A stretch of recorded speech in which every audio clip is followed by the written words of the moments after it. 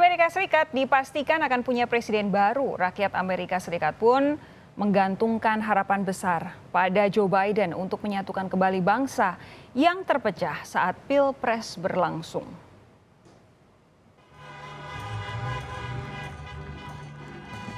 Joseph Robinette Biden Jr. atau lebih dikenal dengan Joe Biden dipastikan melenggang ke Gedung Putih setelah mengungguli pesaingnya, calon presiden petahana Donald Trump, di pemilu presiden Amerika Serikat tahun 2020.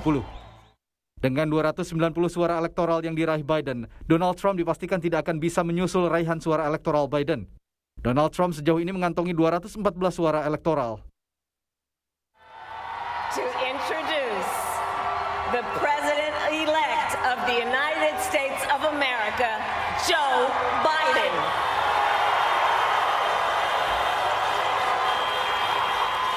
Sambil berlari-lari kecil, Presiden terpilih Amerika Serikat Joe Biden memasuki kawasan Chase Center, San Francisco, California, untuk menyapa ribuan pendukungnya dan menyampaikan pidato kemenangan.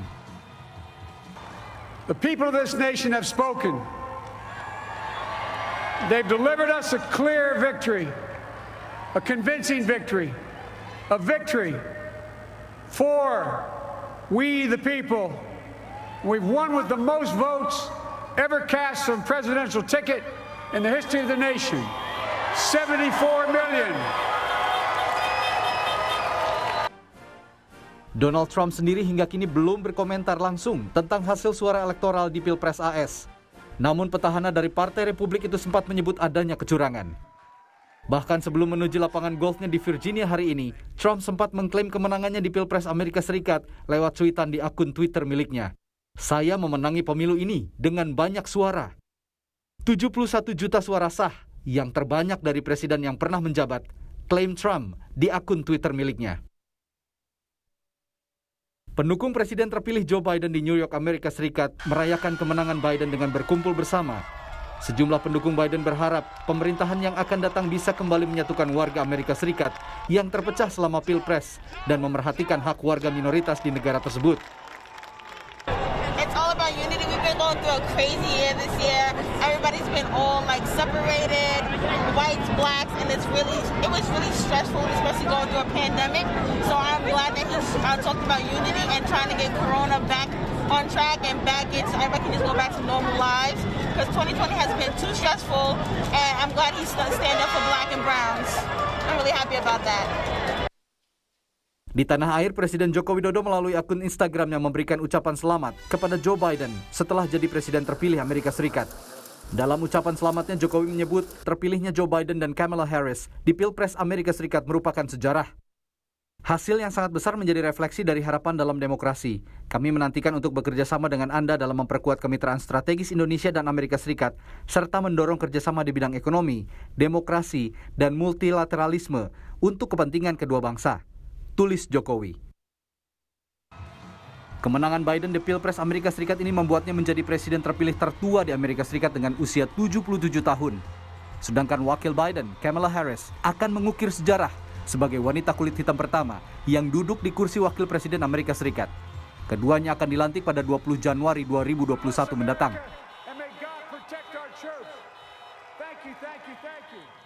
Lalu bagaimana masa depan hubungan politik serta ekonomi Amerika Serikat dengan Indonesia setelah nantinya Desember mendatang, Januari 2017, Joe Biden dilantik menjadi presiden.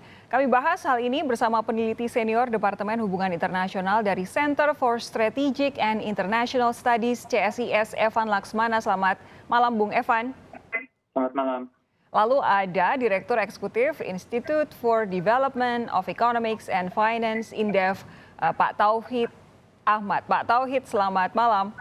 Selamat malam Mbak Sofi, apa kabar? Kabar baik saya, Anda juga semoga sehat. Pak Tauhid, saya mau ke Bung Evan lebih dulu ya. Bung Evan, ini Joe Biden sudah dipastikan akan jadi Presiden Amerika Serikat selanjutnya. Selama ini sikap-sikap Biden yang ditunjukkan dari semenjak menjadi wakil presiden era Presiden Obama dan juga beberapa kali sebelumnya menjadi anggota Kongres, apa yang bisa Anda baca soal kecenderungan kebijakan luar negeri Joe Biden nantinya? Saya rasa ada dua hal yang utama. Yang pertama adalah memutar kembali berbagai kerusakan yang terjadi selama 4 tahun terakhir di bawah Trump.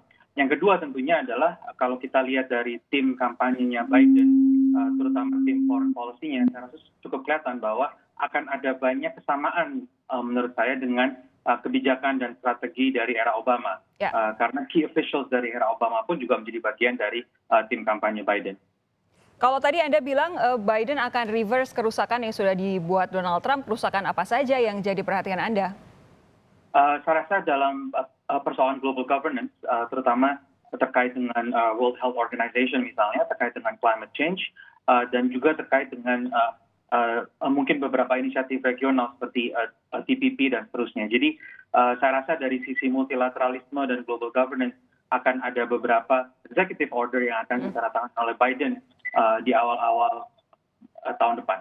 Saya bayangkan pasti Iran Nuclear Agreement juga pasti akan jadi salah satu yang diperbaiki begitu ya dalam tanda kutip oleh Biden ya?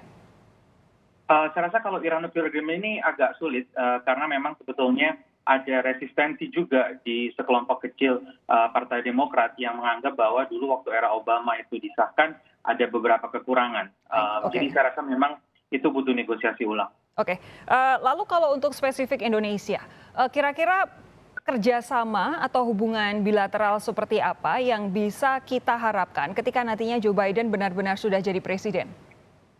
Yang saya rasa kita bisa harapkan adalah kembalinya diskusi bilateral antara kita dengan US itu berdasarkan Strategic Partnership Framework yang sudah ditandatangani di era Obama. Karena di bawah Trump, Strategic Partnership Framework itu seolah-olah nggak ada. Kita hanya fokus pada isu-isu yang sedikit transaksional, seperti GSP, counterterrorism, dan seterusnya. Padahal kita ada framework yang lebih luas, yang komprehensif, yang sudah disahkan, tapi nggak pernah diisi dan diberi energi. Oke, Bung Evan, saya pindah ke Pak Tauhid dulu. Pak Tauhid, kalau dari sisi ekonomi, kira-kira nanti pemerintahan Joe Biden dan Kamala Harris akan tampak seperti apa? Ya, saya kira secara global mereka akan coba mengendorkan, walaupun tidak seluruhnya, kesempatan perdagangan begitu ya, terutama katanya dengan trade war. Meski tidak langsung katakanlah merubah secara global apa yang sudah dilakukan, tapi secara perlahan kebijakan Biden ingin membangun satu aliansi dengan berbagai negara, terutama Uni Eropa, dalam rangka menyikapi berbagai kebijakan yang dibuat oleh China. Saya kira ini akan sedikit banyak mempengaruhi pola perdagangan dunia yang berimplikasi ke Indonesia.